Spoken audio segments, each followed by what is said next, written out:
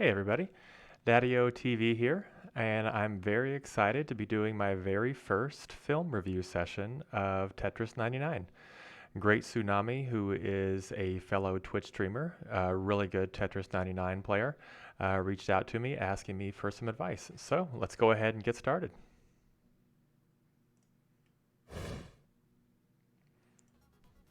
Great Tsunami is a really good Tetris player. He has about a 10% win rate, really strong win rate, much higher than average. But he's playing in the 9 Lives leagues and would like to see if he can maybe do a little bit better. And so he reached out to me for some advice.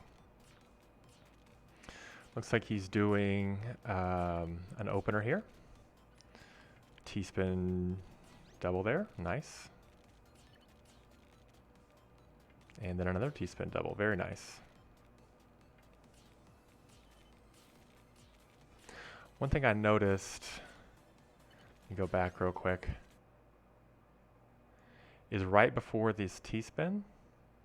So when the game first started, you were on KOs. And then right here, right before you did your first T-spin, you switched to attackers. Even though you didn't have right here, you can see you're on KOs. And then right there, you switch to attackers. So attackers is a really strong strategy, assuming you have more than one person attacking you. Normally, when you want to switch to attackers is only when you have more than one person attacking you. Otherwise, go ahead and leave it on KOs or even random if you'd like. Yeah, so that's pretty minor, but I did notice that and wanted to point that out.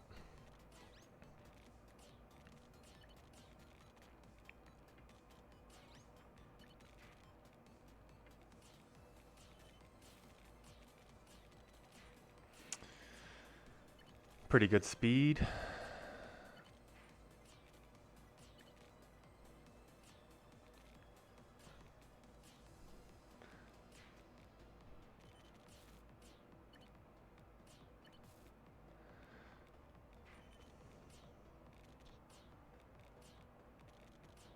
Okay, you've been holding on, so on this one, you've been holding on to this block here for quite a long time, and you just had a line piece come up, and you used it. So let me just switch over real quick, just to talk really briefly about piece value.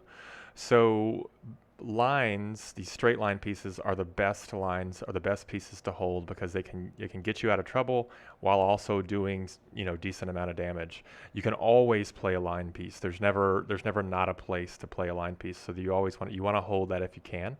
The next best would be these J and L pieces. They're really good. And the same thing with the T. I would actually put all three of these together. Obviously, so the reason that the J and the L pieces are good is because you can get you out of trouble, plus you can also clear 3 lines at a time.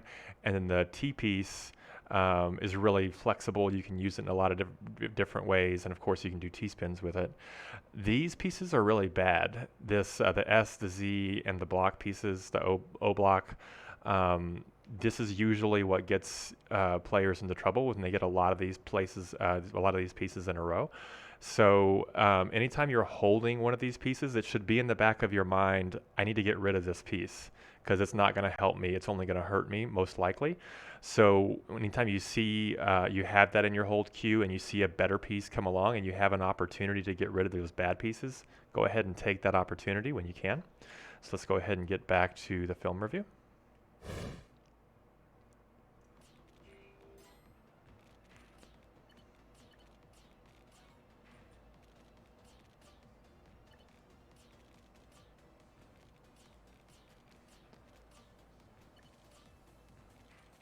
That's another thing I'm noticing is there's too many rotations happening on these pieces.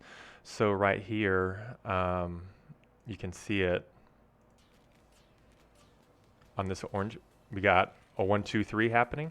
So that's fine early in the game when it's not going too fast, but rotating that 1, 2, 3 times to rotate that orange piece over is taking you much longer than if you had just pressed the other button to rotate it one time. So that's referred to in the Tetris community as flow. Rotating pieces as little as possible. That's going to help improve your speed.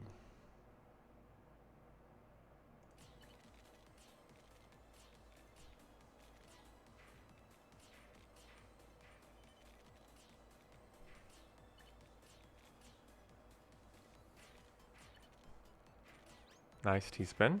Nice, good little combo going. Okay, so you did clear it with this piece here, but let's go back to this decision right here. So again, we're holding what would be considered a bad piece.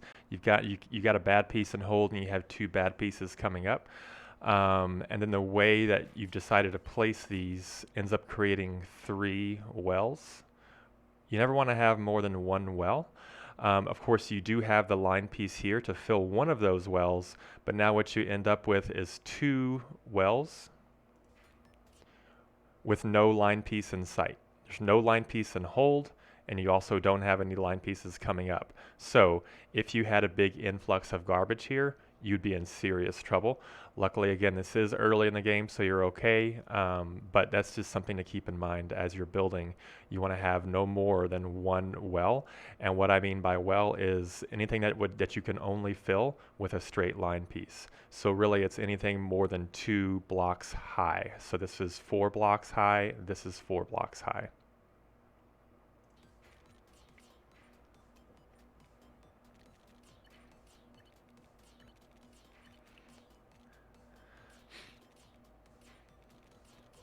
And you can see how it's kind of gotten you into a little bit of trouble here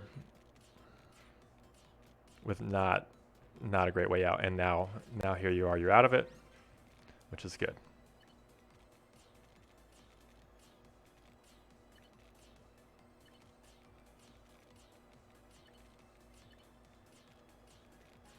And again, you're holding, yeah, you got rid of it there, but you want to get rid of those as soon as you can.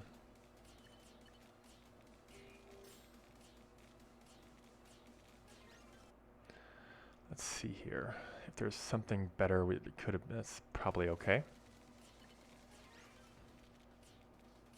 Okay, this one for sure.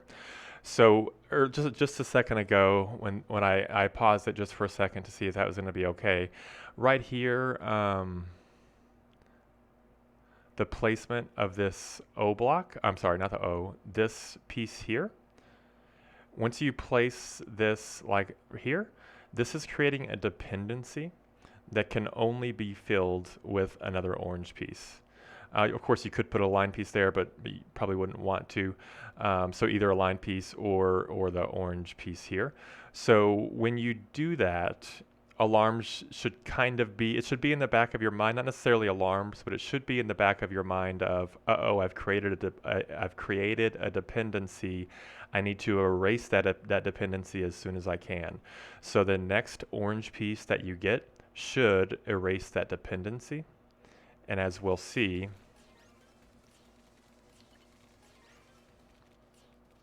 right there, this orange piece, instead of laying it flat here, should have been used to erase this dependency. Not a major deal, but it's just something that you want to try to keep in mind as you're stacking, to have as few dependencies as possible, because you want to be able to have as many outs as you can. Again, you're still holding this green piece here, so if you didn't have something coming, you could potentially be in trouble.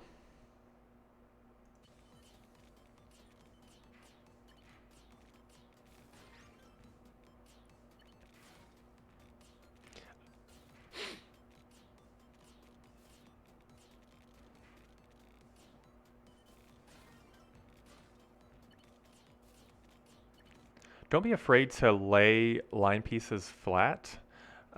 Here, you've got a little bit, you're getting a little bit high with some damage coming in. You could have gotten out of this pretty quickly by laying this line piece flat here. That would have taken up 4 lines. Because basically, anytime you have this kind of thing where you have the garbage and you've got these holes here, at least when I'm playing, what I want to do is I want to get rid of any kind of garbage like that. So I want to clear this line as soon as I can, and the fastest way to do it in this situation would be to lay that line piece flat. In traditional Tetris, we're trained not to lay line pieces flat, to only use them for Tetrises.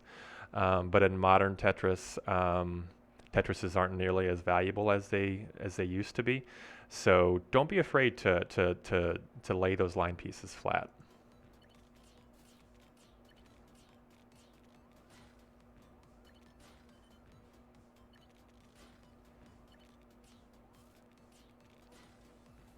See, we're still trying to get out of that, and now you're out of it.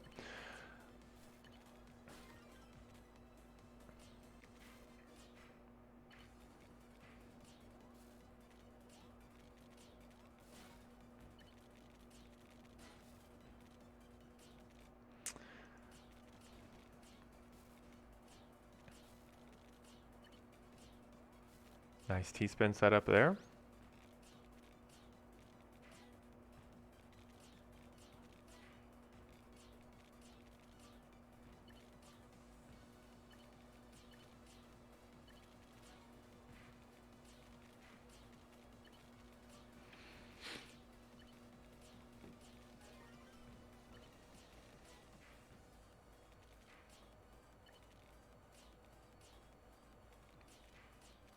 Nice, looks good. Really good. Nice job. Nice little combo.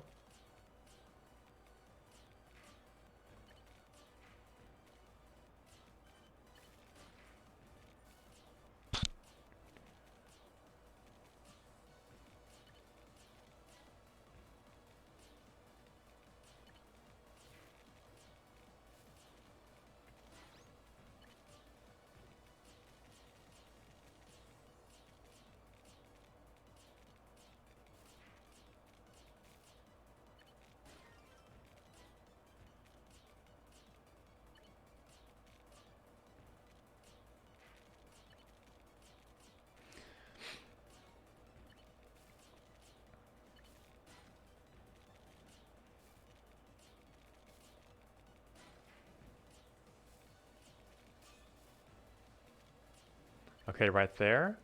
Um, you could use this instead of putting the this piece here and your orange piece here and your red piece here.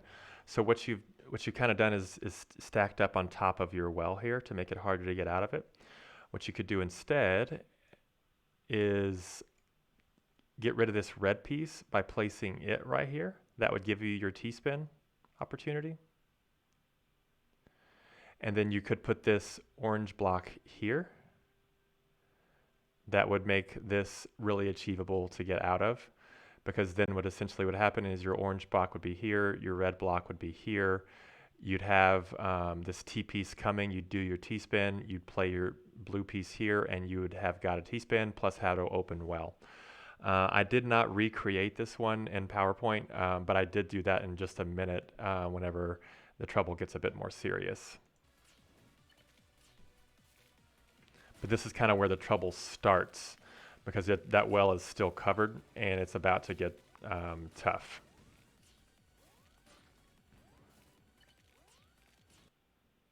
Okay, so I've recreated this situation. Let's go ahead and watch it real quick. Let's just finish it out. Okay, so the point in which I think it kind of fell apart was right there when I stopped it a minute ago. Could have been a little better. Plus, there's one spot. I've recreated it in PowerPoint. Let me find exactly where it was. Okay, I think this is it right here. This is exactly it. So I'm going to switch over, and we're going to take a look at this, this could have potentially been played. So this is exactly how your board looked. So what you could do here, our goal here is to clear this, open up this well.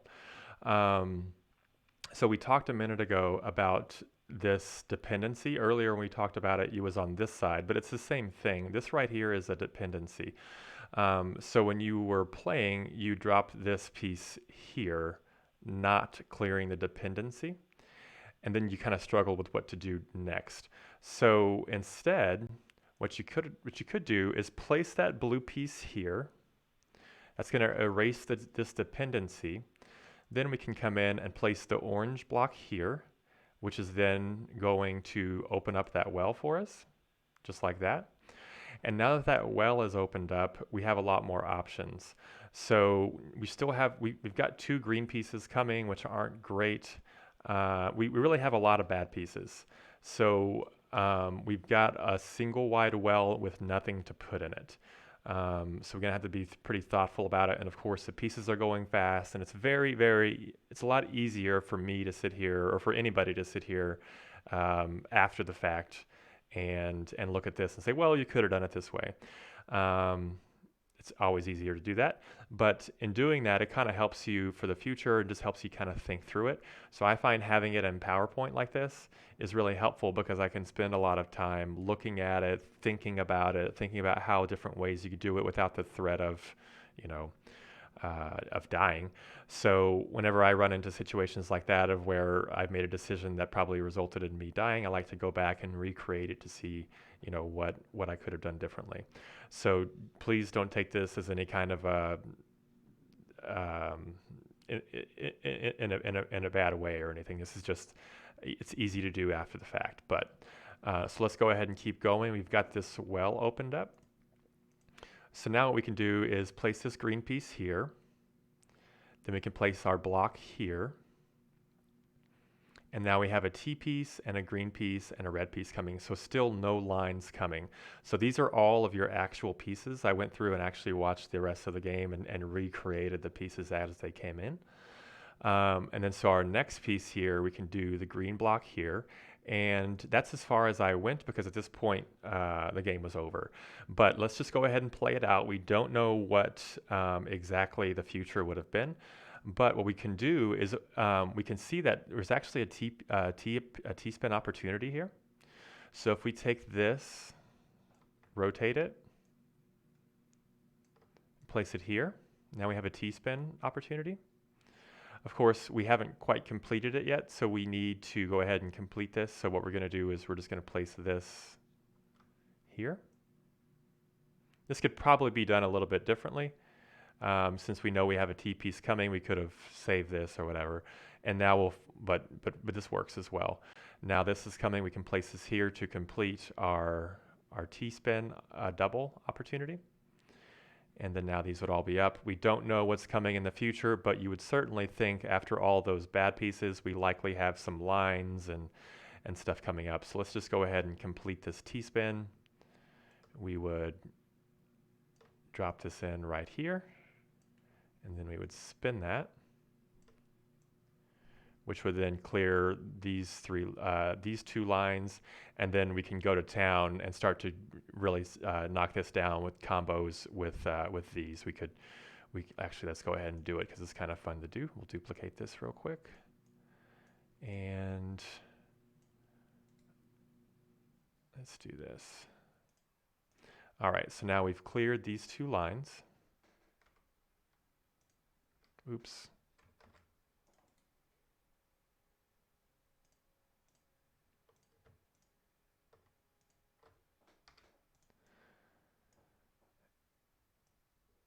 Now what we could do is take this guy, rotate him around this way.